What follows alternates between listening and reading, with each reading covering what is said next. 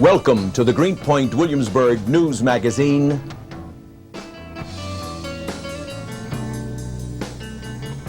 Neighborhoods Today. In this edition, Dr. Leon Nadrowski reports on the next edition of Health Update. Rena Marie Peltz then interviews Joyce Rosenthal, the New York director of the Environmental Protection Encouragement Agency, to discuss many of the environmental problems facing us. Then Chef Ralph Lupoli will tell us about a sugar-free dessert. And Angel Cappellino speaks with Dr. Sheldon Toback, principal of Junior High School 126, concerning the school's open choice program. Finally, Ed Deasy, singer and entertainer, is here to perform a song for us. And I'm Dick Mahan. The GREENPOINT Williamsburg community has presently been faced with many environmental problems. One of the latest is the Sanitation Department's plan to rebuild the Noble Street Pier and use it as a staging area for garbage barges. At a meeting held at the GREENPOINT Savings Bank, community residents expressed their objections to that plan. I was there to cover the story, and here are some highlights. I'm with Elizabeth Ronchetti, and she is head of the Concerned Citizens of GREENPOINT regarding this project for having a barge come to GREENPOINT. Elizabeth, will you elaborate on that a little bit? We have some politicians here at the GREENPOINT Savings Bank tonight, and I'd like to know what you folks are trying to accomplish this evening. Right. First of all, I'm not the head of the Concerned Citizens of GREENPOINT. We have 5 chairpersons. We're all equal. We're trying to stop, actually, the barges from coming into GREENPOINT because they'll be carrying, as far as we know, they'll be carrying garbage, which we already have more than our fair share in this community, possibly medical waste, sludge. And we have an incinerator here at the sewage plant, and we don't want any more. As a matter of fact, I just said yesterday, enough is enough. GREENPOINT is over-endowed with unbeneficial things that the city has thrown on us. Sanitation Department spokesman Paul Gregory was also present at the meeting. Councilman Ken Fisher had some strong objections for him to take back to the commissioner. 2/3 of the garbage of the city of New York passes through Community Board 1, okay? You want to talk about treating us equally, that when you have that kind of a number distributed throughout the city, then you can start to talk to these people. And there's something else that I want to tell you. We don't believe you, okay? I never met you before. I don't mean this personally to you, Paul, but I don't believe you, and I don't believe anything that your agency says. You tell us that you'll use this pier for a while, it'll be a good neighbor, later on you'll move it. You haven't even moved the Kent Street garage. You came before the city council just a few months ago and you made 2 promises. One was that you were going to relocate the Kent Street garage as quickly as possible. The new capital budget proposal cuts the money out for that. You also told us that you were going to be parking the damn trucks inside of the facility. Promise after promise after promise. Go by there now. Go by there tomorrow. Go by there anytime, and you'll find yet another promise that the City of New York, and specifically the Department of Sanitation, made to this community and to the City Council, and a promise that hasn't been kept. I'm sick and I'm tired of listening to it. I don't mean to raise my voice, and I'm not mad at you personally because you haven't lied to me yet, but your agency has lied to this community and to me over and over and over again. So I want to tell you what I'm going to do, okay? Because Steve Cohn intends to bring a lawsuit, and I'd be happy to help on that. I have already spoken to the chairman of the Finance Committee of the City Council to ask him to take the money out of the capital budget for this. The mayor has told us that we have to cut back on our capital spending. There are desperately needed projects. I'd rather put the money into a school, okay? We have also introduced legislation in the council, of which I'm one of the co-sponsors, to force the Department of Sanitation to take the solid waste management plan, if and when it's ever released, to the council before it's given to the state.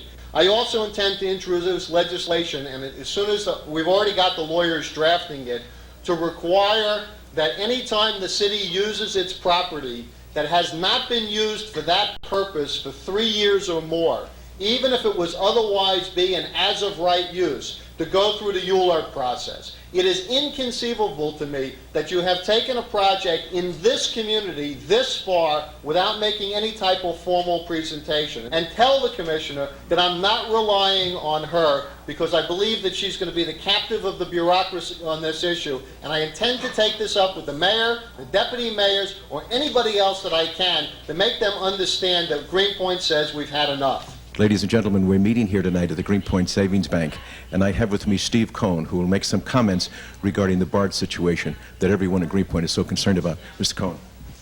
Well, thanks to wonderful women like Stella Homachuk and Irene Klementovich and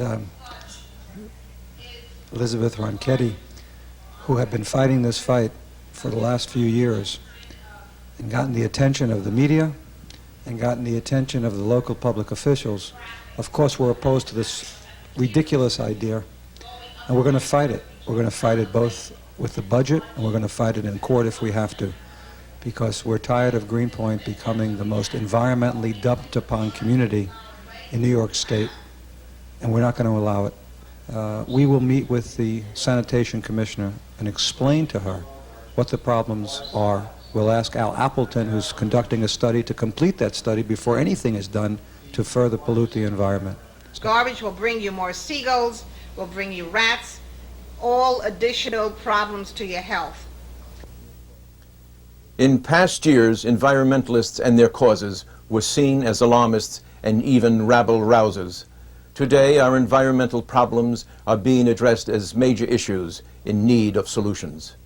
But solutions cannot be resolved without awareness and education. The Environmental Protection Encouragement Agency is an international scientific advisory organization committed to finding such solutions. The group's New York director, Joyce Rosenthal, is here with Rena Marie to discuss our environment and specific issues relevant to GREENPOINT and Williamsburg. Well, Joyce, welcome to Neighborhoods Today. Thank you.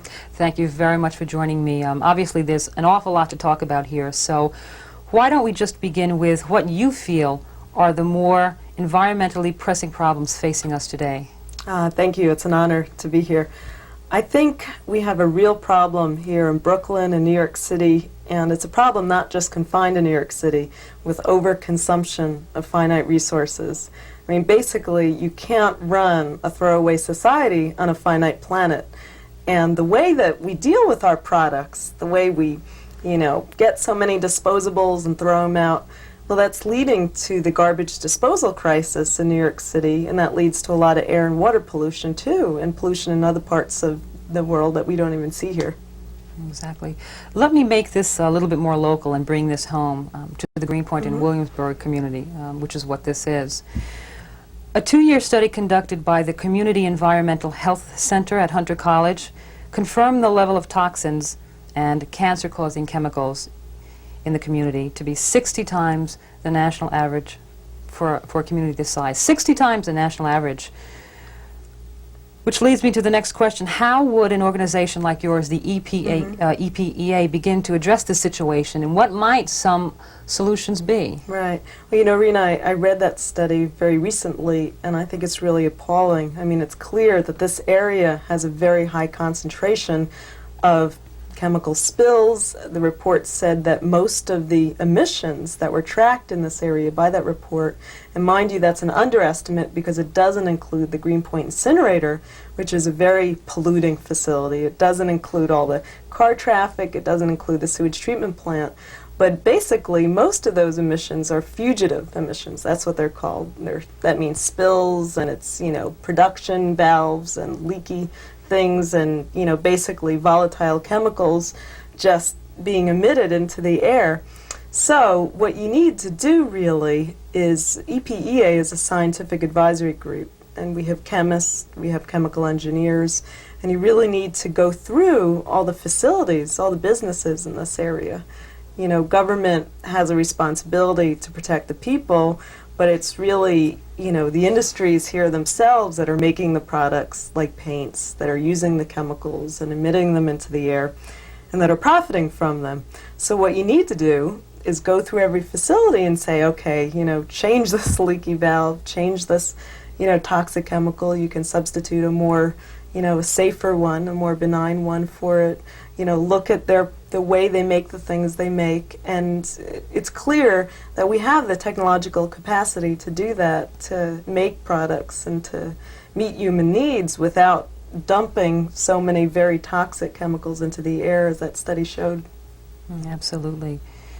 You already mentioned another issue, which is a very pertinent issue for this community, incineration. Now, the city's response to the garbage disposal crisis has been, among other things, to expand the GREENPOINT Municipal Incinerator and to construct an incinerator in the Brooklyn Navy Yard. In lieu of the findings in the Hunter College report, what kind of environmental repercussions might these additional situations pose for the community at large? Yeah, well, I think the community here really, I'd be surprised if the residents, you know, would accept this new facility. Incinerators are really no solution for New York City in terms of its garbage disposal crisis.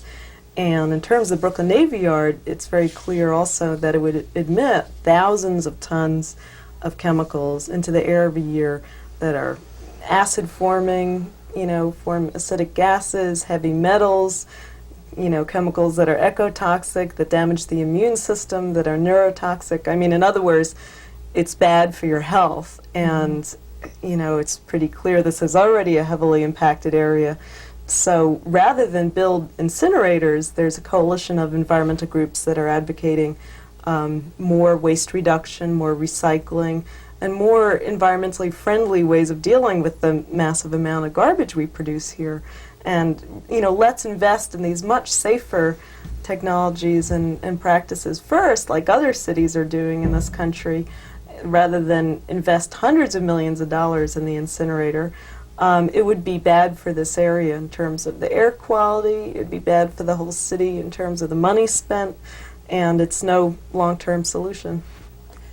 So then, if incineration really is not environmentally sensible, let's talk about some viable alternatives. What are some of the alternatives? Well, you know, the city's new solid waste management plan underestimates the amount of recycling and waste reduction that can take place. If you look at what New York City is generating, about a third of it is packaging. And we see in other cities they have different ways of addressing this part of the waste stream. For example, in German cities now, packaging is explicitly, by law, it has to be recycled or reduced or reused. And that's the approach you have to take. There's a lot of disposables in New York City too, and the city government hasn't taken the initiative to make certain, you know, reuse and reuse things. For example, I'll give you a couple examples of that. There's an intensive recycling zone in Brooklyn that is really one of the best things the Department of Sanitation has done. It's Clark called Slope? That's right. You've heard of it. Yes, I have. And they have recycling rates now of 35%, participation rates of 80 to 90%. It's way above the city average, and that's only with a year of effort. So what concerned citizens are asking the city government to do is imitate this intensive recycling zone and really expand it citywide to take in certain materials like food waste. The city's plan doesn't target that. They don't have any plans to recycle bulky waste yet. They don't have repair and reuse centers. There's a lot of materials that should be speeded up for implementation. There's a state law that calls for up to 50% recycling and 10% waste reduction, and the New York City right now is advocating making that law come into effect later. In other words, right now city lobbyists are in Albany saying, you know, we can't implement this law quickly enough. So I don't understand why the city is putting so much effort into building incinerators and not as much effort into implementing real waste reduction. Unfortunately, I've got to tell you we're out of time, but promise me you'll come back so we can talk about this a little bit more. Absolutely. Thank you. Thank you, Joyce. With our next installment of Health Update, here is Dr. Leon Nadrowski.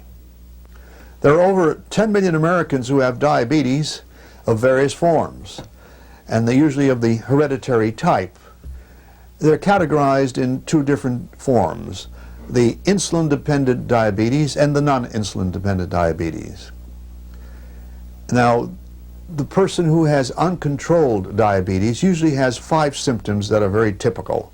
The person usually has thirst, urinary frequency, dry mouth, hunger, and loss of weight. With these symptoms, you'll find that the patient has really a high blood sugar. Now, not everybody does have these symptoms. So a person may have diabetes without these symptoms, and the only way to make a diagnosis is to have a blood sugar test, and that's a fasting blood sugar. And if on 2 occasions the blood sugar is 140, that means that patient has diabetes. And the normal is between 70 and 110. What are the complications of diabetes when diabetes is uncontrolled? They're very serious complications, extremely serious, like blindness, kidney failure, gangrene of toes and feet which require amputation, early strokes, early heart attacks. And in diabetics, invariably, those who are uncontrolled get loss of sensation in their extremities, their feet and their toes. They can get an ulcer there and not even know that it's there, get infected so badly that they require an amputation. However, all of these complications can be avoided by good control of your diabetes, by seeing a doctor and controlling the diabetes with the help of a doctor. All of these serious complications can be avoided by controlling the diabetes. And a person could live a normal life just as someone who doesn't have diabetes. We're happy to have with us our master chef, Mr. Ralph Lupoli from Fanciful Feastings. Always good to see you. I know you have special stuff for us when you come. It's my pleasure. Good. As you know, Dick, I have gotten so many requests for sugar-free desserts, and thanks to a wonderful error, I found one that tastes good. Right. I was making some lasagna, and I had leftover ricotta cheese. And generally, I make a very rich mousse with ricotta cheese, and what I did this time is I put it in the blender, and I just let it go. And I've tried it since, and you really have to blend it for about 5 minutes so it's thoroughly, thoroughly smooth. And instead of putting sugar in it, I put in a banana, and I put in some strawberries. I put in a dash of nutmeg, and it perks it up a little bit, and I want you to taste it. Sure, be love to. No sweetener, just fruit and the cheese. Just fruit and cheese. I don't see why you couldn't use any kind of fruit you want. Okay. I just had bananas and strawberries on. Well, as you well know, the strawberries are trademarked, so try that and tell me what you think about it. I will. If you're interested, it could also be fat-free, because several of the ricotta companies now are making a fat-free product. So you can reduce the calories. It could be just taste good. It looks awfully rich. Have a napkin in case you dribble. Okay, we'll do. All right, let's put it to the test. Okay. That's light. Nice. Isn't that wonderful? Yeah, excellent. You really have to enjoy it if you want something that's sugar-free and just tastes good. Use strawberries, bananas, use anything. Right. You know, I've got some here, and nice fruit flavor. Why don't we sit back and listen to Ed Deasy? You know, Ed has been with us before, and he was a detective. I don't know if you knew that, didn't you? Yes, he's a Brooklyn fellow, too. Right, and he's been in show business for 15 years. He's done such things as All My Children and Law and Order on television. He's appeared in Goodfellas and Sea of Love in the movies. He's done Carousel. I wonder what part he did in Carousel. And Man of La Mancha. And he's just absolutely fabulous, and we're so pleased that he's with us tonight. So while we enjoy our dessert, let's listen to Ed Deasy. Here we go. Excellent, Ralph.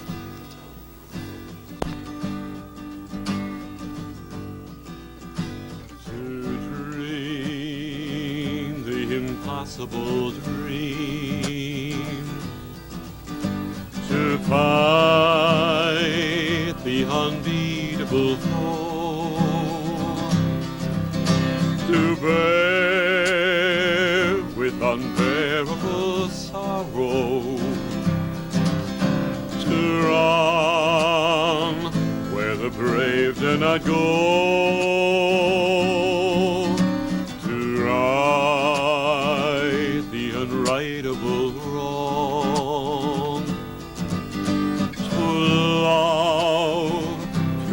chased from afar, to try when your arms are too weary, to reach the unreachable star. This is my quest, to follow that star, no matter how hopeless, no matter how far, to fight for the right without question or pause, to be willing to march into hell for that heavenly cause. And I know if I'll only be true to this glorious quest, that my heart will lie peaceful and calm when I'm laid to my rest, and the world will be better for this, that one man scorned and covered with scars still strove with his last ounce of courage to reach the unreachable star.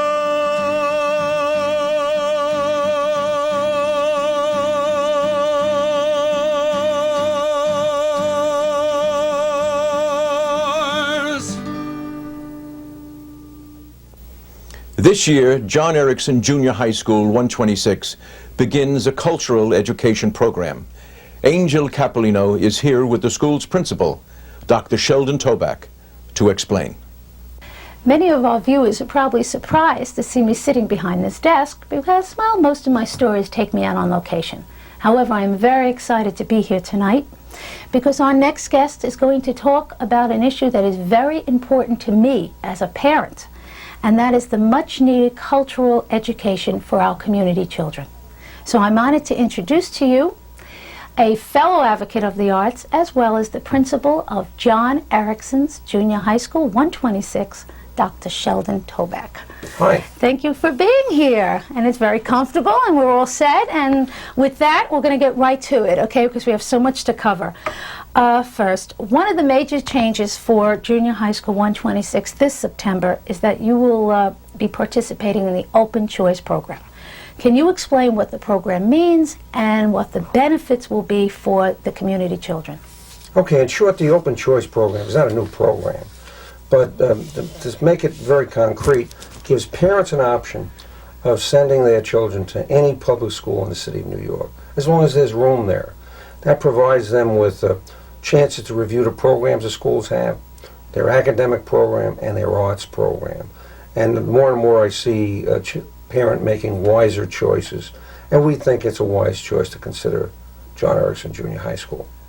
It also keeps the school on its toes. The parents would like to, well, talking about keeping schools on their toes, well, Junior High School 126 has always excelled in the academic as well as some of the creative areas. So what we're going to talk about now is some of those new and exciting directions that the school will be taking in the fall. Well, we have a variety of programs, and I'll quickly identify some and then I'll focus on one. We have a marvelous dance program that's been celebrated throughout the city. We have an excellent band, and we have a super art program. The art program, we're about to move into a school as a museum program, which students will display their own work.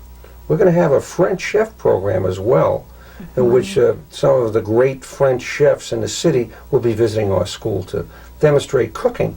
And that might make boys think that being a chef or being a pastry cook is not only an interesting course of study, but a lucrative one. Very. In addition to that, we have a great media program. We're developing a state-of-the-art program in media, and we'll give children an opportunity to learn how to use a camera and to write scripts. And we just think we're going to just have so many options available for parents, it will be irresistible.